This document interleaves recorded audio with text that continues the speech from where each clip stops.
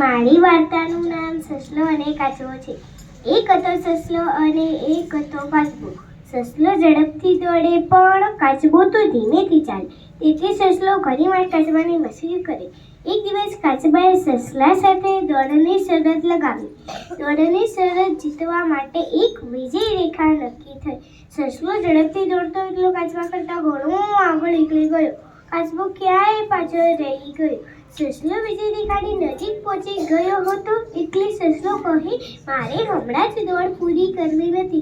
લાવો ઝાડ નીચે થોડો આરામ કરી દઉં. કાચબો કહી, આવશે ત્યારે હું ઝડપથી વિજય રેખાને ઓળંગી જઈશ. હું શરત જીતી જઈશ. એ કાચબો ગુસ્સે થશે અને મને મજા પડશે. આ વિચારીને સસલો ઝાડ નીચે બેઠો. થોડી જ વારમાં ખુશખસાટ ઊંઘી ગયો. જ્યારે તે જાગ્યો ત્યારે તેણે જોયું કે કાચબો વિજય રેખાને ઓળંગી ગયો હતો. કાચબો જીત્યો અને સસલાએ જીતવાની તક ગુમાવી. આ વાર્તા પરથી એ બોધ બને છે કે ભક્કમતાથી કામ કરતા સફળતા મળે છે.